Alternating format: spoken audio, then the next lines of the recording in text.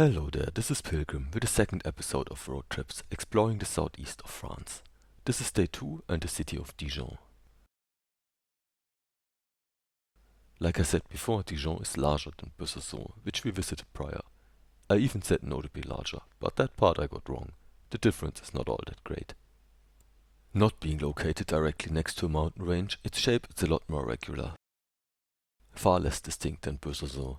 At first glance there are no notable signs of any defenses either, besides a single fort outside town all the way to the west. The location of Old Town is a bit harder to pinpoint, but if you simply aim for the center you are pretty close already.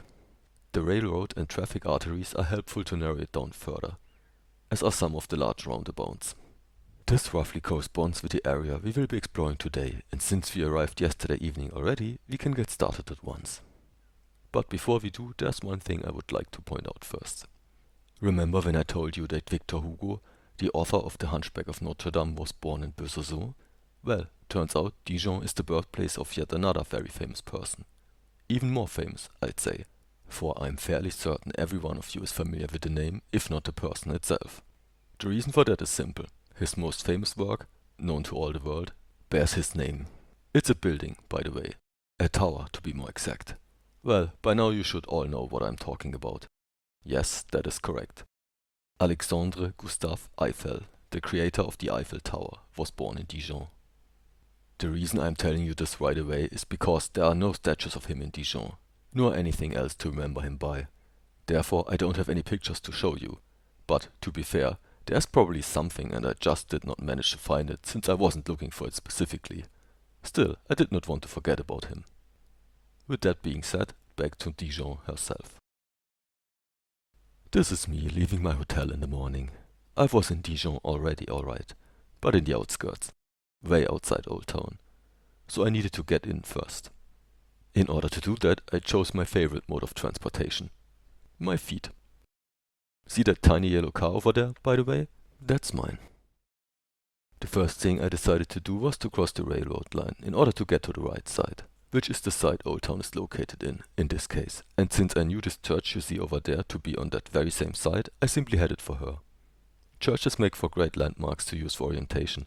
The smaller the town, the more helpful they are, but even in large cities they can be quite useful. It didn't take me long to get there. It's a new one, of course. That's what you have to expect so far out. But there was an unusual high degree of complexity to her, which made me curious. Unfortunately, she was closed, so this is all I can show you. Moving on, I reached a public square at the edge of Old Town in about 20 minutes, which is, of course, where things started to get interesting. It was not too difficult to find my way from there. As a matter of fact, I could hardly go wrong. Simply heading for the tower was all I needed to do. Voila, our first historic church of the day. And she was pretty high priority for me too.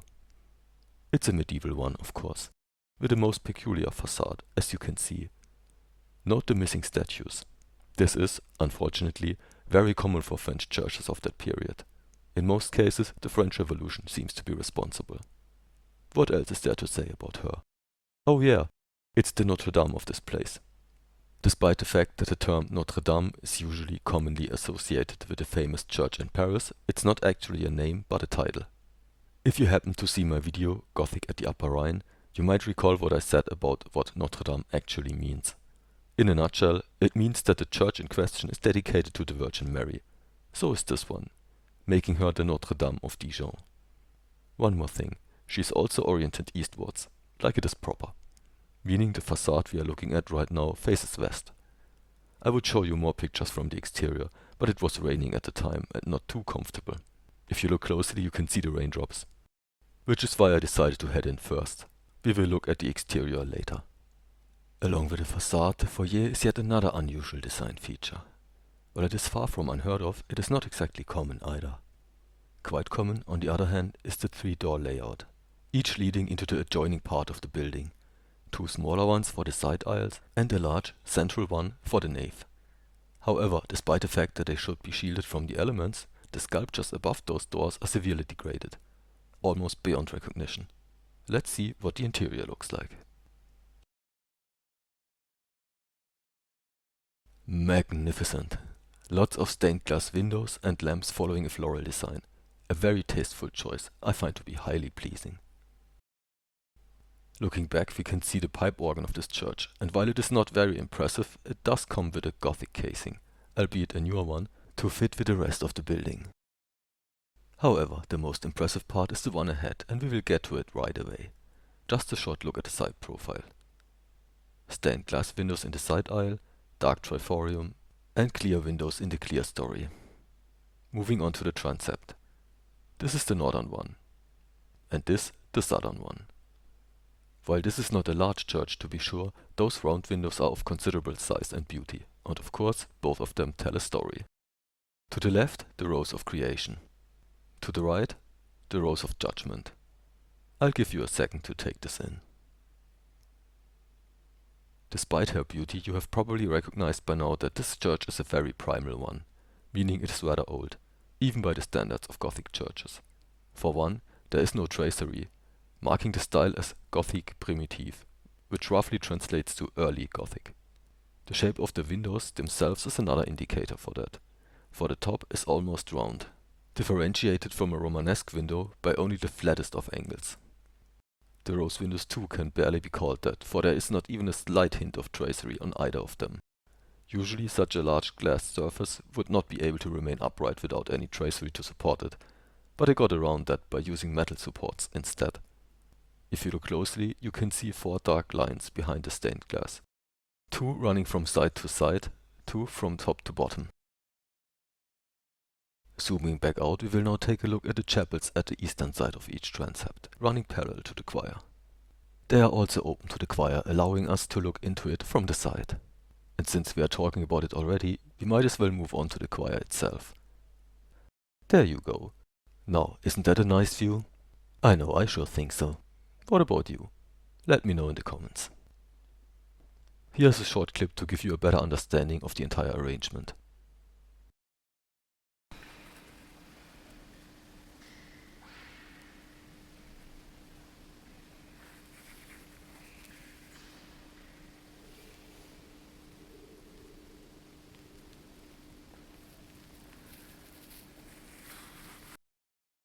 One last detail we have ignored so far is the lantern or lantern tower. This church has only one notable tower, which is the crossing tower. The term crossing tower refers to its position directly above the crossing.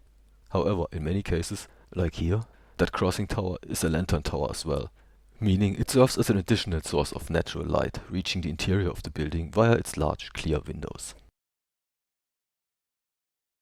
But now the time has come for us to move on. We still have a lot left to see.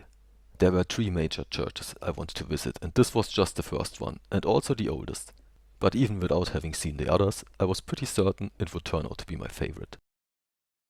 It was still raining at this time, but the rain was lighter than before, making me hopeful the weather would improve from now on. The building you're looking at here is part of the Palace of the Dukes of Burgundy. Yes, that's right, we are in the area formerly known as Burgundy. Which should not come as a surprise to you, since we got here passing through the Belfort Gap, which was, as I mentioned in my video about Belfort, historically known as the Burgundian Gate. Now, you might think this palace does not look very impressive, but this is just a small section of the backside. We will see the front later. Moving past, I came across this, purely by accident, as it was located in a private parking garage. What you see here is a small piece of wall of a Roman castrum, meaning fort, along with some additional data. Apparently this wall was 1,200 meters long, had 4 gates and 33 towers. There are more remains of the Roman Empire in Dijon. However, as far as I know, none of them are above ground and out in the open. So for now this is all we get. There will be quite a few legacies of ancient Rome to see as we continue on our trip though. Very impressive ones at that, the first of which you will be able to see tomorrow. But I'm getting ahead of myself. Back to the issue at hand. Dijon. Here's the second of the 3 major Gothic churches I was talking about, this being the latest one. So late in fact that you could be forgiven for thinking it isn't Gothic at all. Upon closer inspection, however, you can see that what she actually is a Gothic Renaissance mix. Passing her on the northern side, you can see that her windows have round arches, but round arches with tracery, meaning they can't be Romanesque, thus confirming that a later style is involved. As we move on to the transept, her Gothic nature starts to show more obvious, with the windows on top clearly being Gothic flamboyant, which makes a lot of sense since this is the latest Gothic style. Since both windows at the lower level, left and right of the door, lack tracery, you could suspect them to be Gothic primitive. However, what I believe is that this is simply the case because of their small size. This is just conjecture though. I can't tell for certain. Please keep that in mind. What is certain, on the other hand, is the fact that this church looks decisively more Gothic from this angle. I think we can all agree on that. Let's put a picture of the facade next to this one for comparison. There. If I had shown both of these pictures out of context, claiming them to be from different buildings, I bet a lot of people would have believed it. What about you? Would you have fallen for it as well? Don't worry if you had. I won't blame you. But since we are back at the facade anyway, we might as well take a closer look at these gates, for they are the most impressive part of this church's exterior. Here we are. They are indeed quite beautiful. The main gate most of all. So let's zoom in on it further. My apologies for not delivering pictures of better quality, by the way. Like I said, I was still very new to this back then. I hope you enjoy it anyway.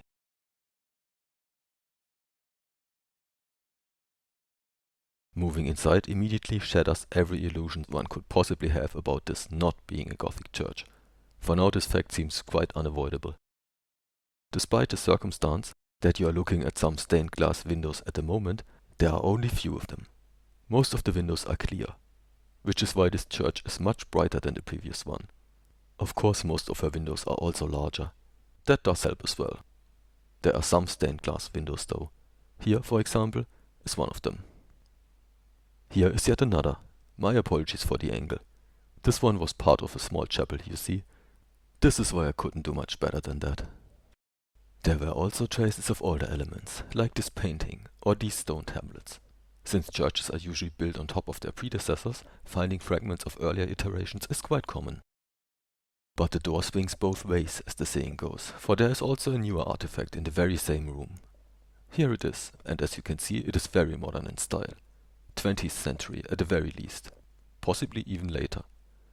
It's a reliquary, meaning the container of a relic. This might have been the first truly modern design I have ever encountered on my travels. And while my personal favorites usually tend to be much older, this one is still very nice. Light installations are one of the things modern church decor brings to the table, and they have their perks for sure. Although I can't help but ask myself how well these will pass the test of time as the decades go by, let alone centuries. Luckily we can restrict ourselves to simply enjoy the moment and leave those thoughts, as well as this church, behind. The next one, however, is just around the corner. You'd be surprised how many churches you can find in a town like this, once you start looking for them. This one is now a museum though, so we will move right past. Directly across is the Ducal Palace, by the way. The very same we saw earlier. Do you see the tower all the way in the back? That's the side we approached from, while this is the front. Now, does it look more impressive or not? You decide. These days it contains City Hall and a museum among other things. I was actually interested in visiting, but I picked a bad time since it was Monday and therefore closed. As I found out, most museums tend to be closed on Mondays. Unfortunately, that was something I simply had to accept. For no matter how careful you plan your trips, you can't avoid that some days will be Mondays. Here's another church I came across. She does have quite a nice facade, which is why I wanted to show you at least that much. She was also closed. I checked. Here is yet another. This one containing the Museum of Sacred Art. Sure sounds promising. I guess I have to come back at some point. A sentiment that should prove very reoccurring on my travels. This church, on the other hand, was open. But also not a church any longer, but a theater instead. I didn't realize that at first and only found out when I sneaked in, which I wasn't supposed to do, I guess. Anyway, it was busy in there. Apparently they were preparing for a show. Well, at least now I know. Just in case you think this town can't possibly have any more churches, here's the last one I passed just before reaching the cathedral. And here she finally is, the Cathedral of Dijon. The last one of the 3 major Gothic churches I wanted to see. And just in case you are wondering why I aimed that high, this is the reason.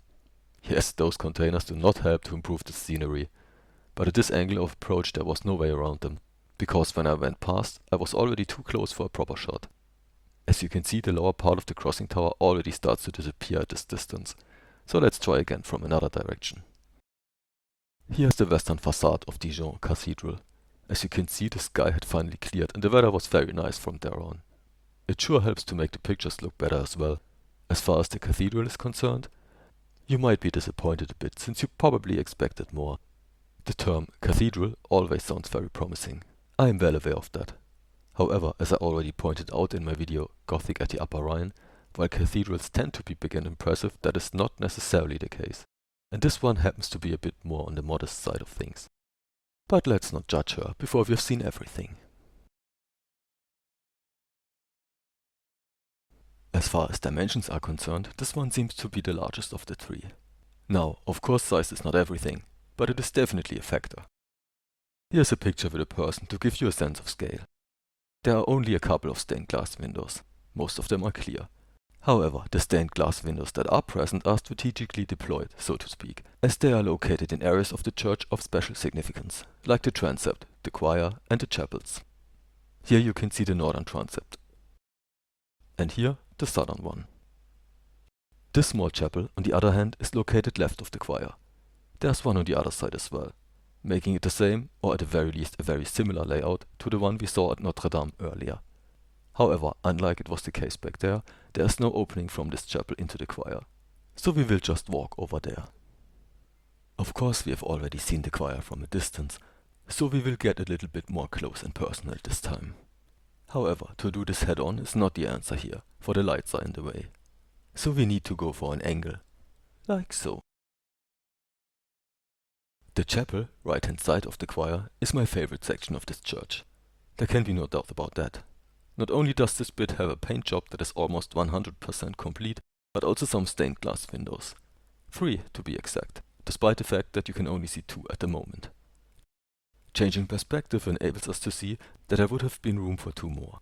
But since there's massive stonework at this side, they decided to install blind windows instead, with the stained glass being hinted at by using paintings. Which is an interesting choice, to be sure. It also enables us to have a direct comparison between the effect of a painting and a stained glass window, although I very much doubt this was the intention. In any case, it goes without saying that we have to complete a picture now by looking at the other side of the chapel as well. So here it is.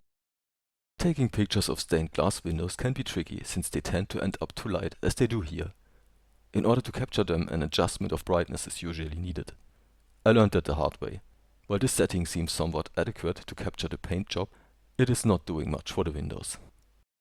Here you can see the best compromise I was able to achieve with this specific motif under the conditions at the time. And while it does provide us with a reasonable impression of either paint job and window, it does end up suggesting a deceivingly darker environment than it actually was. However, despite that, I usually go even further still, in order to make sure the stained glass, which of course is a favorite of mine, gets captured in every last detail. The side effect, that this makes the room look unnaturally dark, is something I accept willingly. But I also try to make sure to have at least some pictures showing an approximation of the actual lighting conditions. Altogether, this is one of the reasons why I take so many pictures. Let's go with this example. How many pictures does it take to capture this chapel? If you are very naive, you might think 1 would suffice. Well, I always take, at the very least, 2, just to have a backup in case the first one does not work out. Meaning, there are several multipliers involved. In this case, you also need 3 angles at least. Otherwise you won't be able to capture all the windows. Another multiplier.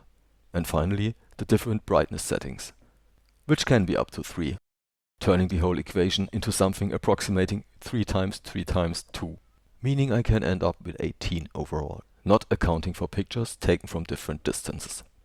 While this is a somewhat extreme example, it can happen on occasion, especially when I happen to be very fond of the motif. And there are other factors involved as well, which can cause additional complications, like a sudden shift in sunlight caused by cloud cover or the absence thereof, and, of course, other visitors getting in the way. But enough with that for now. Let's get back to the church itself.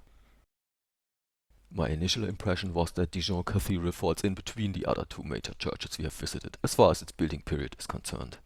However, upon closer inspection that changed, and I came to suspect that the cathedral is actually the youngest of the 3. Which was the spot I put a Gothic Renaissance mixed one in at first. While I do not doubt that Dijon Cathedral was a medieval church originally, I think there's more to her story. There are several factors that make me suspicious. The tracery used within the windows being among them, as it does not fit any of the patterns being used during the Middle Ages. What it does very much look like is a post-Gothic era interpretation instead. The relative lack of stained glass windows is yet another fact, pointing in this direction, as the replacement of such windows with clear glass is a post-medieval trend as well. Looking at the vault, I got a similar impression, as it is a uniform 4-part Gothic rib vault throughout. For a medieval church this is very unusual, as you would expect a long building period and therefore a mix of different styles instead. Contrary to this building is surprisingly uniform. In fact, the only thing to obviously stick out is the pipe organ located above the main gate, which, along with the platform it is placed on, does not even pretend to be Gothic. In addition, this building is too modest in decoration and in way too good of a state of preservation as well. While a recent renovation could, at least in theory, account for some of that, it can hardly explain it all. Remember the crossing tower we saw when we first approached? It was made of metal, indicating a 19th century construction, placing it in the Gothic Revival era. I suspect that this is the case with all the rest of the cathedral as well, or that, at the very least, a major overhaul or reconstruction effort took place either around that time or a time period not too far off. Again, this is just me speculating, not anything definite. But, just in case you ask yourself for how long I can take pictures of a church and speculate about it, despite the fact that she isn't even my favorite, it ended right then and there, since I was forced to leave because they were closing down for noon. Forced out, I made the best of it and resumed to explore the city, where I found this triumphal arch not too far away. Of course it is not from the Roman period, but simply inspired by it. Apparently it was erected to commemorate Franco-American friendship. Yes, that was a thing, for the United States of America would have never been able to gain their independence from the British Empire without French support, which was massive. It's one of those things people tend to forget all too easy. There happened to be a nice restaurant nearby as well, and since it was noon anyway, I decided to have some dinner. The prices were reasonable and the pizza was great, and soon I was on the move again. There was a park close by. As a matter of fact, Dijon has several, but there was a slight problem. While traveling before season has many advantages, it does come with some disadvantages as well, for the vegetation wasn't quite there yet and the fountains were still turned off. Remember, it was only March back then. The weather, however, was no longer a problem and the temperature pleasant enough, at least when I was on the move. I was passing by Dijon Cathedral again, albeit at some distance, but that really helped since I was able to see the crossing tower way better now. Of course those trees having leaves would have also looked nice, but, like I said, early in the year. Soon I entered yet another park area. This one was somewhat bigger and contained a museum as well. A natural history one, if memory serves. Those are my favorite. It looked like a pretty sweet spot. It also explains why these guys were around. Love the "do not ride the rhino" sign. I was surprised to discover a Gothic structure in the distance. At first I thought I must have been mistaken for sure, but I wasn't. Of course I got closer to check and, as you can see, there it was. Definitely there and definitely Gothic. I never found out anything about this building though, if you can even call it that. I do not believe that it is a remainder of some kind.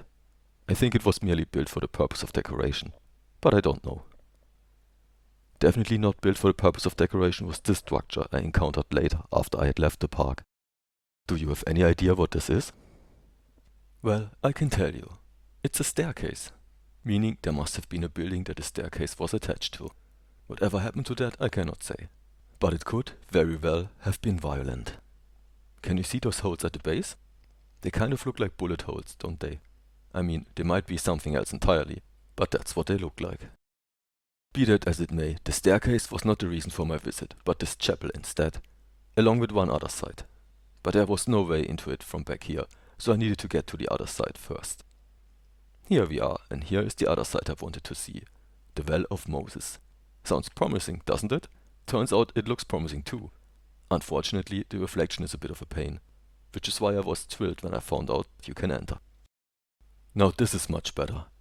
Of course I took a picture of every side this amazing well had to offer, so I can show them to you now.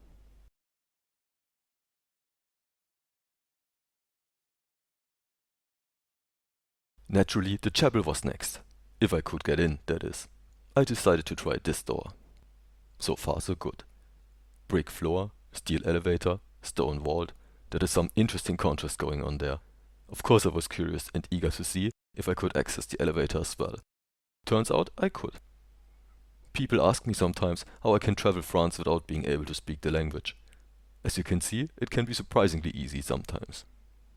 This next clip shows what it looks like on the upper level, leaving the elevator behind.